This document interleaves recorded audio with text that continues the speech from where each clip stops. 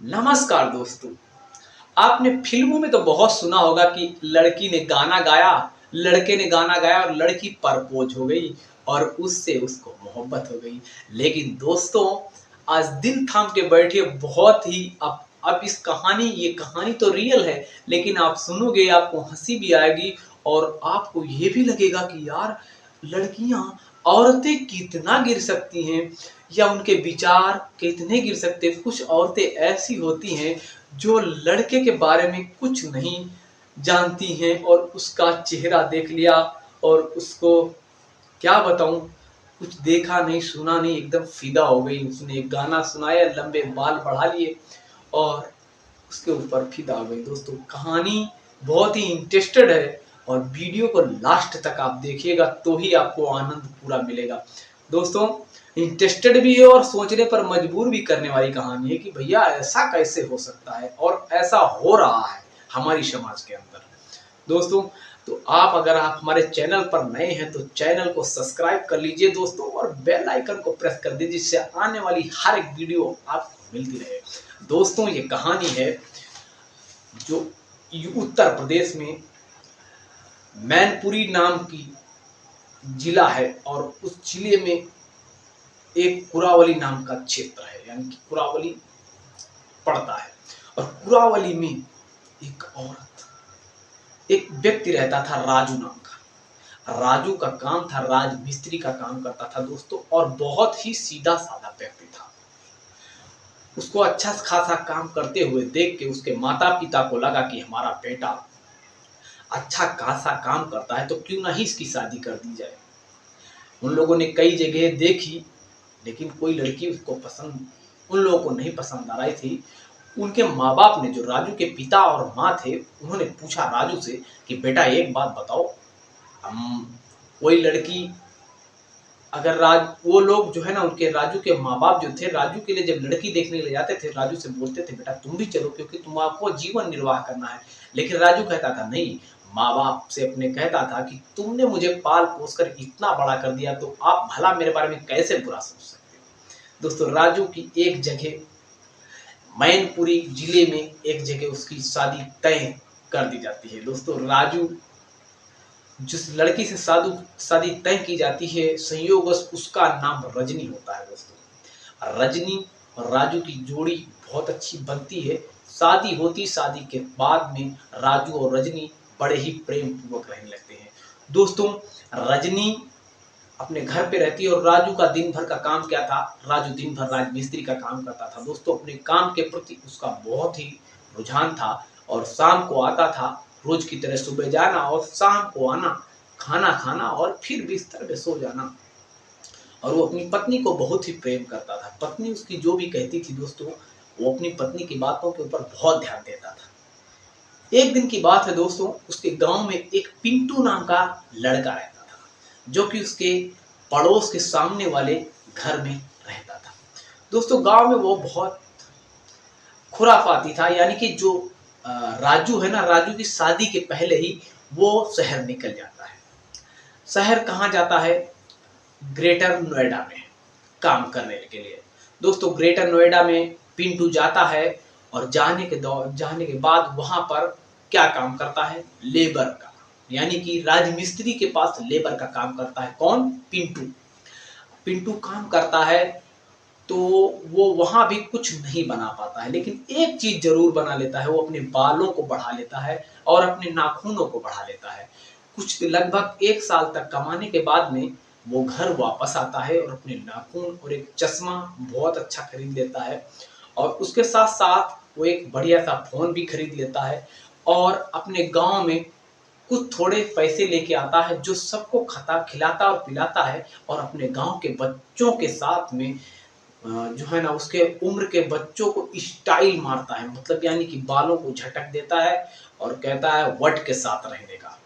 एक दिन की बात है दोस्तों, राजू की पत्नी जो थी, छत के ऊपर, यानी कि राजू के 6 महीने की शादी हो चुकी थी और 6 महीने की शादी के दौरान, यानी कि राजू की शादी को 6 महीने हो गए थे और उसकी पत्नी राजू के कपड़े धो करके छत के ऊपर डालने के लिए जाती है। तभी पिंटू भी अपनी छत पर आता है और छत पर वो चश्मा लगा के और बालों को हाथ फेर रहा था दोस्तों। हाथ फेरते फेरते उसकी नजर किसके ऊपर जाती है? बस रजनी के ऊपर। रजनी को देखता है और राजू गाना गाना शुरू कर देता है। क्या कौन सा गाना गाता है? क्योंकि वो कुरावली का सॉरी हाँ, कुरावली का तो रहने वाला था। जब वहां पर गया था वो, उसने खेसारी लाल यादव की या भोजपुरी इंडस्ट्री की बहुत सारी फिल्में देखी थी, तो उसको बहुत सारे भोजपुरी इंडस्ट्री के गाने तो नहीं मालूम थे। उसको मालूम कुछ नहीं था, बस थोड़े थोड़े गाने उसको याद थे। तो एक गाना उसको याद था, गोरी तोरी चुनरी बा लाल लाल रे, रोड पे चले लू का माल चाल रे। दोस्तों, उसने जो रजनी थी उस समय लाल साड़ी पहन के रखी थी। रजनी को जब ऐसा गाना उसके कानों में पड़ता है, अचानक रजनी मुड़ के देखने लगती है। दोस्तों, मुड़ के देखती है तो सामने पिंटू की आंखें और रजनी की आंखें आपस में टकरा जाती हैं और पिंटू भी रजनी को घूरने लगता है और रजनी भी पिंटू को घूरने लगती है। फिर रजनी अपनी आंखों को झुका लेती है और झुकाने के बाद नीचे चली जाती है। अब दोस्तों, उनका उसका रोज का नियम बन गया था। पिंटू रोज छत पर आता था लगभग 10-11 बजे। अब रजनी का भी मन पिंटू से लगने लगा था। उसको लगता था कि बहुत अच्छा पैसा कमाता है, देखो कितना स्टाइलिश है और बहुत ही अच्छा दिखता है, क्या बात है, ऐसा पति तो मेरा होना चाहिए था। इसके मन में विचार ऐसे आते हैं रजनी के। जबकि राजू बहुत सीधा साधा व्यक्ति था, उसको अपने काम से मतलब था, वो कोई झपरी टाइप का नहीं था। ये जो लड़का जिसकी बात कर रहा हूँ, पिंटू एकदम झपरी टाइप का था।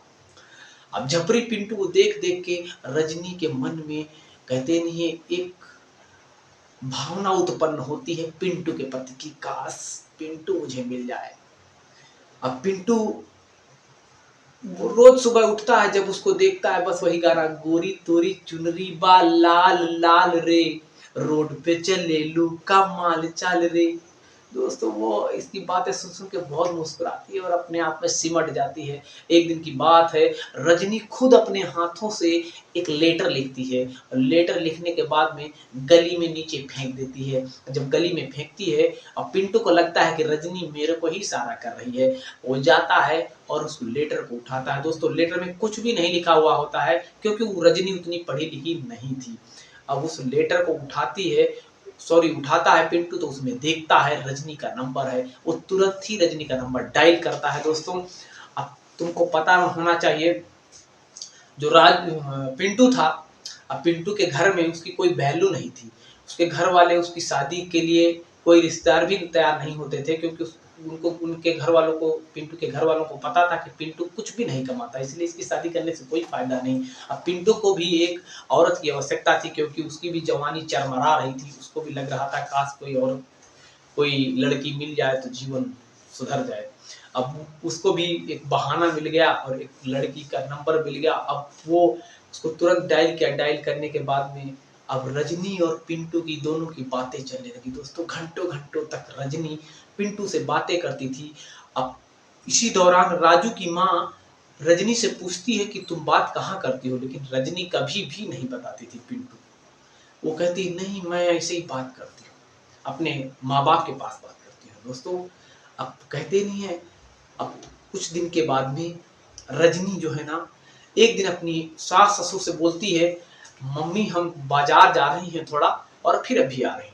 वो बाजार के लिए बोल के जाती है कि मैं अभी गई और अभी आई, लेकिन वो लौट करके वापस नहीं आती है। जब राजू शाम को आता है तो उसकी माँ राजू को सारी बातें बताती है कि रजनी अभी बोल के गई थी कि अभी आ रही हूँ और अभी तक वापस नहीं आई। अब रजनी की माँ जब ऐसी बात बोलती है तो राजू पहले तो 1-2 दिन इधर-उधर ढूंढता है, सब कुछ सबसे पूछता है, जब पता नहीं लगता है, आखिरकार वो पुलिस स्टेशन जाता है और उसकी गुमशुदगी की रिपोर्ट पुलिस स्टेशन में लिखाता है। दोस्तों, पुलिस स्टेशन में पुलिस वाले उसकी गुमशुदगी की रिपोर्ट लिख लेते हैं।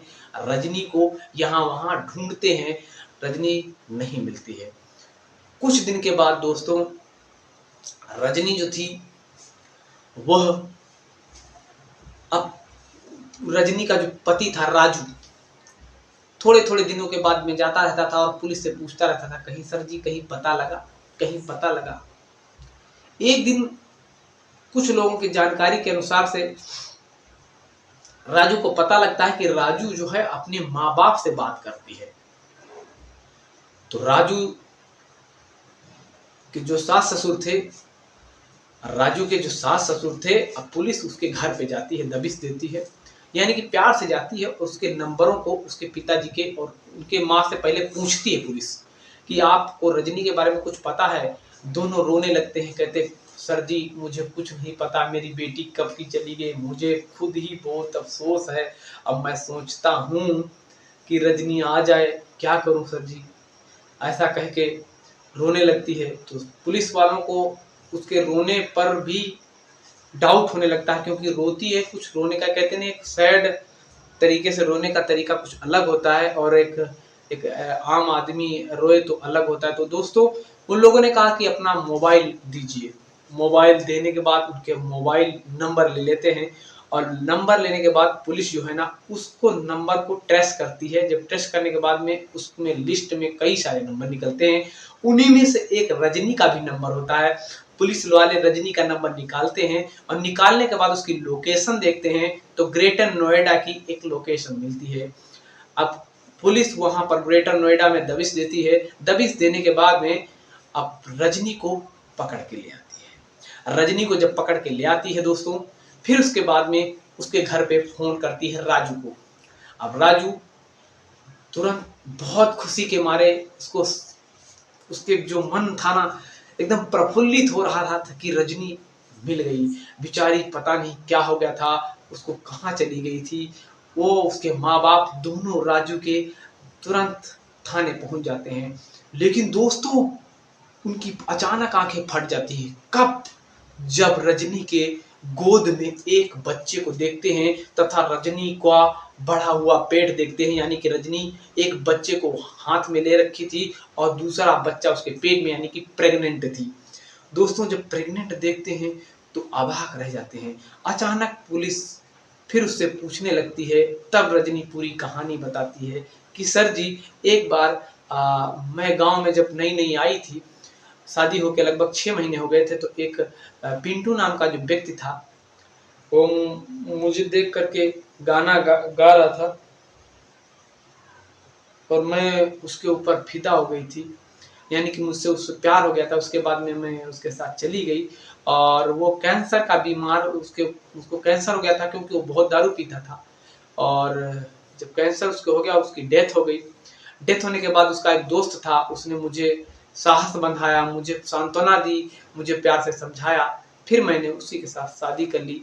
उसी के ये बच्चे हैं और मैं बड़े प्रेम पूर्वक रहती हूँ। दोस्तों ये कहानी यहीं तक खत्म नहीं होती, अभी तक पुलिस के पास एक केस पेंडिंग है, ये कल की ही बात है। दोस्तों अब पुलिस क्या करती है, अब महिला क्या कहती है, किसके पास जाना चाहती है, इसके बारे में तो पुलिस को पूरी वो बताएगी और किसके सुपुर्द रहना चाहती है। दोस्तों ये कहानी आपको कैसी लगी कमेंट बॉक्स में आप जरूर हमें बताएं। नमस्कार, जय हिंद।